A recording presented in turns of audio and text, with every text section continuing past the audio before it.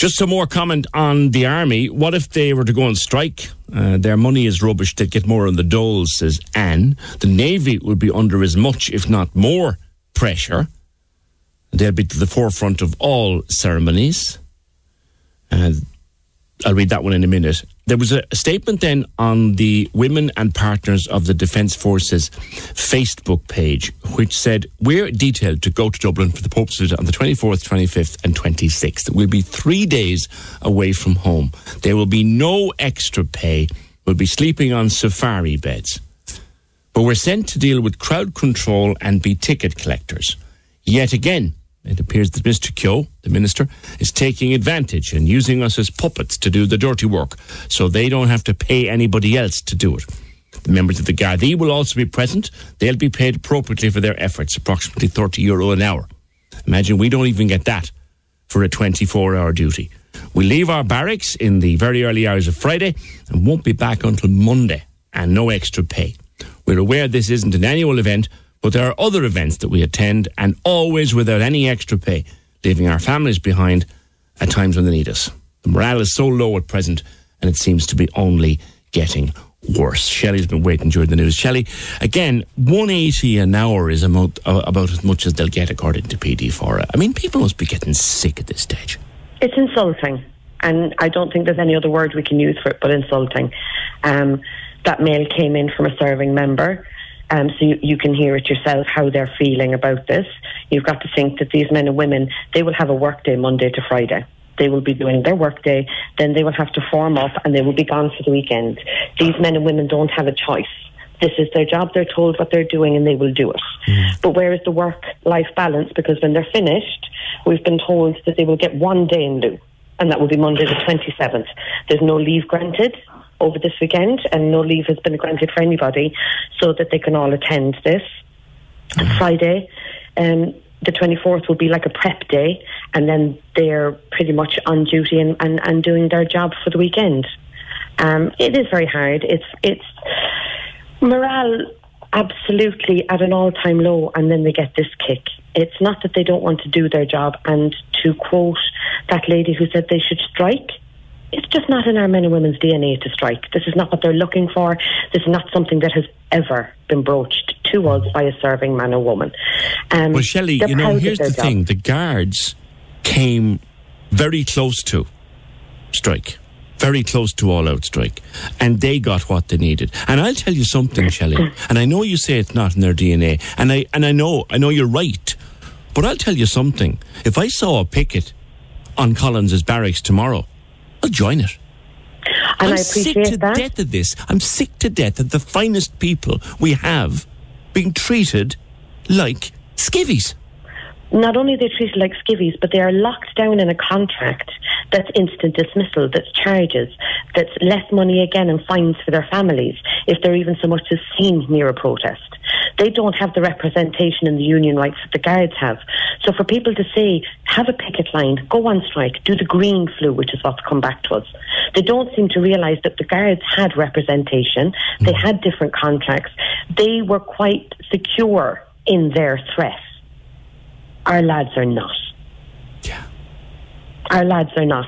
It's just not that simple. Oh, of course it's not, I know that. You offer a starving man crumbs, he'll take them because he has no option. And that is the barrel that Minister Keogh has our men and women over. He knows that they're starving. He knows that he has them absolutely on such a tight rein that, as Mr. Guinan stated, their former protest is leaving. Yeah, and they are in their droves. In their droves, absolutely. It's horrific, which is putting immense pressure on those that are staying, be it to come to the end of their contract, who haven't been able to find work that would be able to pay their family bills, who are essentially stuck. So you then had somebody mention the naval service. They also are under pressure.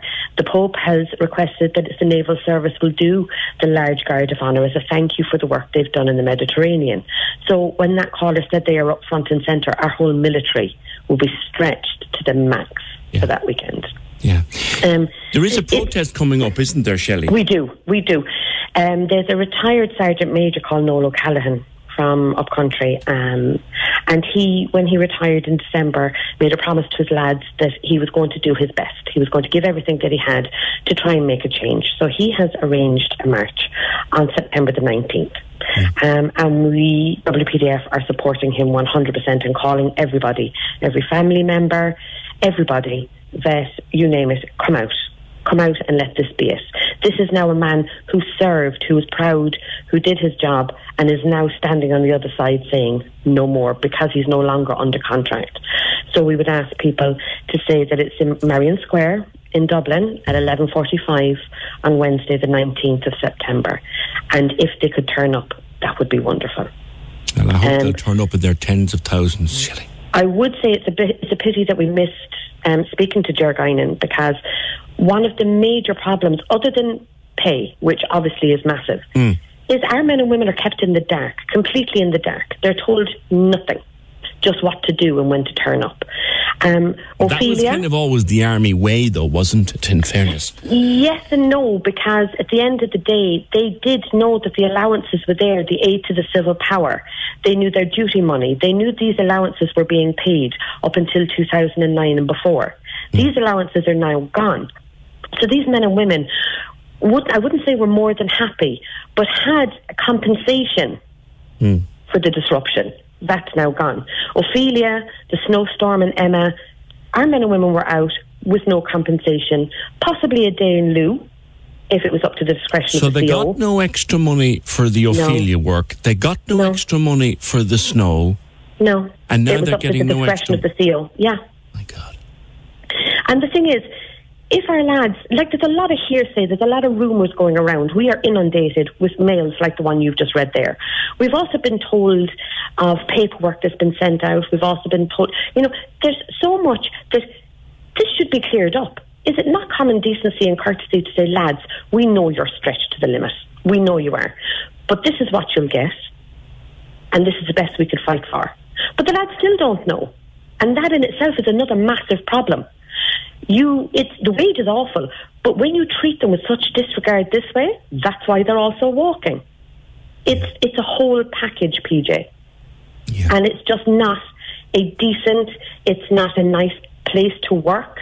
And as much as you enjoy your job, when you know you're not respected, when you know that your opinion does not matter or count, and you know that gratitude just isn't there, it's very difficult. Yeah. Very difficult. Yeah. All right.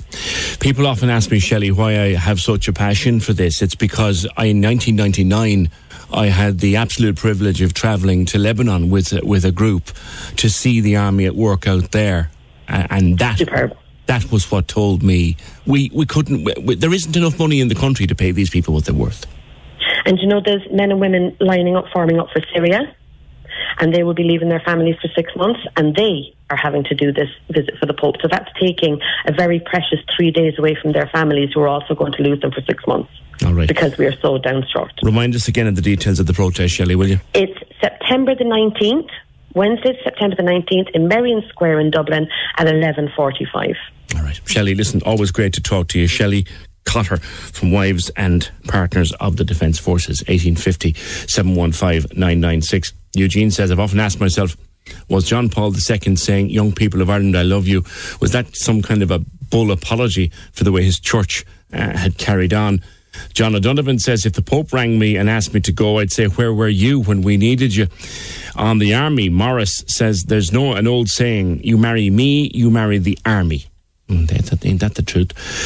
Tom says the unions and the Labour Party, who used to represent the working classes, sold out many years ago, PJ. The services were not allowed to negotiate pay by the state, and all our politicians do is pay lip service. People are going to have to stand up for themselves and take to the streets, says Tom. And that's the biggest indication from Shelley that would get people... like, we were here, we saw what happened when Ophelia hit. We saw what happened when the snow hit. Who was out there? The soldiers. Dragging people, helping people to get to their homes, dragging cars out of ditches, clearing trees so that the ESB could get in and reconnect us. And they got nothing extra for it. 1850 715 996.